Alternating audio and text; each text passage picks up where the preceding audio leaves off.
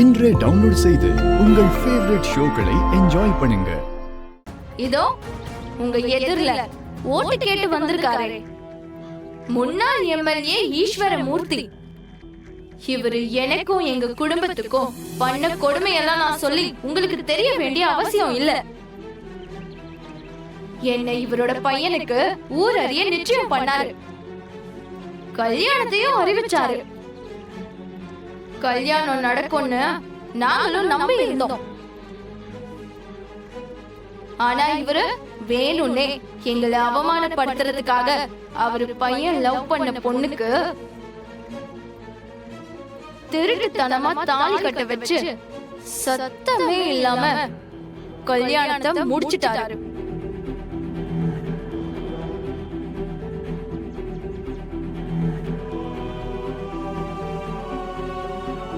கேவலம் ஆளுங்கட்சியா இருக்கிற எங்க அப்பாவை பழி வாங்கணுங்கிறதுக்காக என்னோட வாழ்க்கையவே நாசமாக்கிட்டாரு. இப்படிப்பட்ட ஒருத்தர் இந்த தொகுதிக்கு எம்எல்ஏவா வந்தா நீங்களே சொல்லுங்க, சரியா இருக்குமா? இவருக்கு யாரும் ஓட்டு போடாதீங்க. இவரை இந்த தேர்தல்ல மண்ணை கவ வைக்கணும். செய்வீங்களா?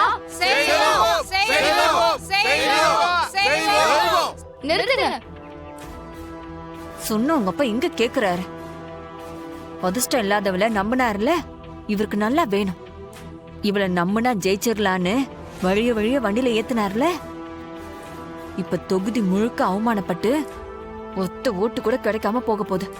சொத்து வெறி புடிச்சு எனக்கு பேசி முடிச்ச வெற்றியையும் மயக்கி அவங்க கழுத்துல தாலி கட்ட வச்சாங்க.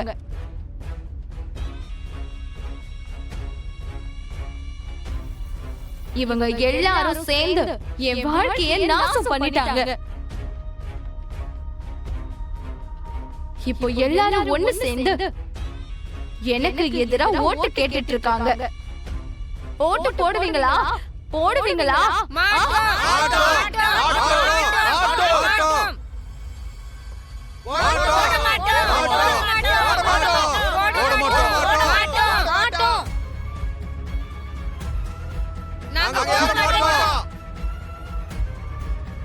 நீங்க எந்த சின்னத்துக்கு ஓட்டு போடுவீங்க? நாம சொல்லி கொடுத்தத கரெக்டா சொல்றா துளசி. இந்த எலெக்ஷனோட உனக்கு ஒரு முடிவு வந்துருண்டி. ஒரு பொண்ணுக்கு எந்த கொடுமையெல்லாம் செய்யக்கூடாதோ அது எல்லாத்தையும் இந்த ஈஸ்வரமூர்த்தி செஞ்சாரு. ஏன் மேல போய் கேஸ் போட்டு என்ன ஜெயில தள்ளினாரு. நீதியும் நேர்மையும் ஏன் பக்கம் இருந்ததுனால நான் விடுதலையாகி இன்னைக்கு உங்க முன்னாடி நின்னு நான் பேசிக்கிட்டு இருக்கேன். நான் பாதிக்கப்பட்டவ. பெண்களுக்கு எதிராக நடக்கிற அநீதிக்கு தமிழக மக்கள் எப்பவும் சரியான தீர்ப்பதான் சொல்லிருக்கீங்க. இது கண்ணகி பிறந்த மண்ணு, நல்ல தீர்ப்பு கிடைக்கும்னு உங்களை நம்பி வந்திருக்கேன். என்ன கைவிட்டுடாதீங்க. உங்க ஆதரவு மொத்தமும் எனக்கு வேணும். அத்தை, மாமா அவளை நம்பி பிரச்சாரத்துக்கு கூட்டிட்டு போனாருல்ல, ஆனா அங்க நடந்ததே வேறத. அந்த திவ்யா மக்கள் முன்னாடி கரெக்டா பாயிண்டா எடுத்து பேசுறா. என்ன சொல்ற? திருட்டு கல்யாணம் பண்ணி துளசிதான் அவ வாழ்க்கைய பறிச்சுக்கிட்டதாவும், துளசி காசுக்காக வெற்றிய பிளான் பண்ணி தாலி கட்ட வச்சு அவ வாழ்க்கைய அழிச்சதாவும், அதுலயே குழந்தை இருக்காளே தியா, அவளையும் சொத்துக்காக தான் அவ கூட வச்சிருக்கிறதாவும் சொல்றா. அவளை பத்தி தான் பேசிட்டு இருக்கோம். அவளே வந்துட்டா. சரி சரி, நீ சொல்லு. ஐயோ, அவ இஷ்டத்துக்கு பேச ஆரம்பிச்சுட்டா. அத்தை, மீனா, என்ன பேசிக்கிட்டு இருக்க? ஏங்க, ஏன் கோவப்படுறீங்க? இவ அங்க நடந்ததை தானே சொல்லிட்டு இருக்கா.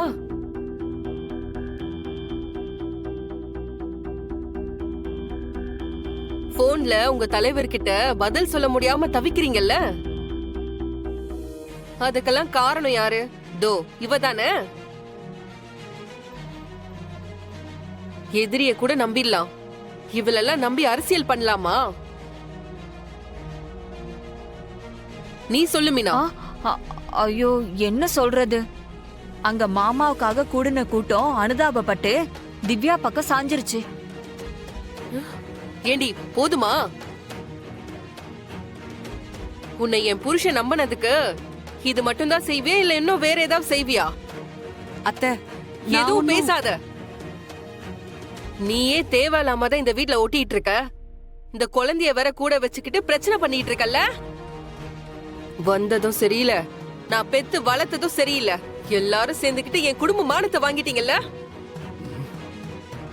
உன்னை நம்பி பிரச்சாரத்துக்கு கூட்டிட்டு போனதுக்கு நல்ல பேர் வாங்கி கொடுத்துட்டமா. அவ அபாண்டமா நம்ம மேல குத்தம் சுமத்துறாத்த. அதெல்லாம் உண்மை இல்ல. அத பொய்ன்னு நிரூபிச்சு மாமாவுக்கு ஓட்டு விழுற மாதிரி கேன்வஸ் பண்ணிடலாம். போதும்டி, நீ பண்ண பிரச்சாரம் எல்லாம் போதும். ஏங்க, நீங்க எலெக்ஷன்ல ஜெயிக்கணும்னு ஆசை இருந்துச்சுன்னா இதோட இவளை விட்டுருங்க. இவளை எதுக்குமே அழைச்சிட்டு போவாதீங்க. மா, எல்லாத்துக்கும் ஒரு அளவு இருக்கு. எதிரில் இருக்கிறவன் நம்ம மேல 1000 குற்றச்சாட்டுகளை வைக்கதான் செய்வான். அதுக்கெல்லாம் பயந்துகிட்டு பதில் சொல்லிட்டு இருந்தோம்னு வைங்க, இந்த அரசியல்ல என்னைக்குமே ஜெயிக்க முடியாது. இந்தா உன்னோட ஃபேவரட் சுட சுட தோசை போட்டு கொண்டு வந்திருக்கேன், சாப்பிடு. எனக்கு பசிக்கலம்மா. ஏன் என்னாச்சு? உடம்பு சரியில்லையா?